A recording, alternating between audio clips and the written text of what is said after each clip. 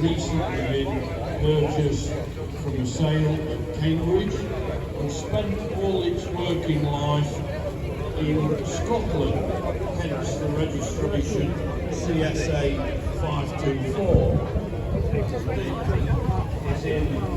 It's been painted at some time, I would say, in its life, and it's fitted with the optional Heston winch on the outside.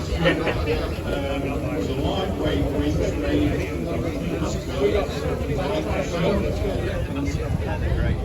talking about toolboxes. Here we are with the tin toolbox there.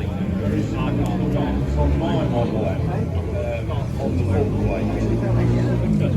Model Series 1, as I say, right in agricultural form, which would be 3 forward gears, 1 reverse, low top in 3rd gear, or you could buy it as a full contractor model, which of course had the Marshall heavy duty winch, had the lighting kit, and 9-speed top gear, unless you specified that you wanted the low top gear.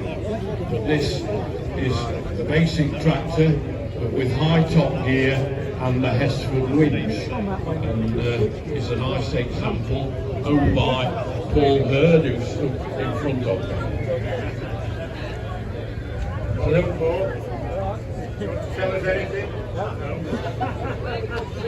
You're all shy. You're all shy about your machine. Your mother's all shy.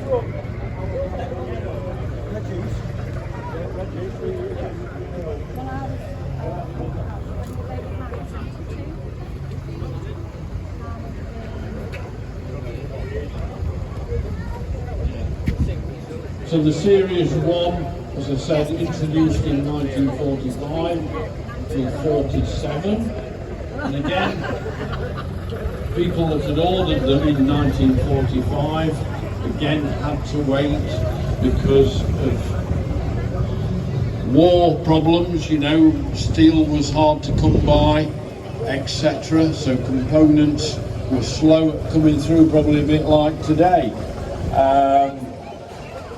So again, there were some nice letters sent to the people that had ordered them, and please be patient, it will come and we will tell you when it will be delivered. Then we move on to Series 2. That was introduced in 47 and continued to 1949, and it started at serial number 4025 and finished at 11024. So the Series 2 model, there were more of those made than any other single-cylinder Marshall tractors. In 1949, the Series 3 came out, and of course it was totally different to the 1 and 2. The engine ran in a clockwise direction as opposed to anti-clockwise, and they also had a high and low ratio gearbox, giving you 6 forward speeds and 2 reverse. That continued until 1952, so 49 to 52, and then we see the Marshall Series 3A, which was the last single-cylinder Marshall to produce 52 to 57. By 57, it was very old hat. If you think about the Fordson Major, introduced in 1951 for the Smithfield show, you turn the key, press the starter, and you're gone. The Marshall Series 3A, unless you went and bought the extra electric start, you had to light the paper in the holder at the front, which is the ignition, and then put the decompressor on the flywheel on the 3rd or 4th ring, and then swing it with the handle. This particular one we're looking at of Mr. Brumpton's has got the electric start system on it, which was a very expensive extra, and not a lot were sold because farmers don't like extras or having to pay for extras. They still don't. I did sell John Deere tractors for small amount of time in the 90s, and so I know how farmers work.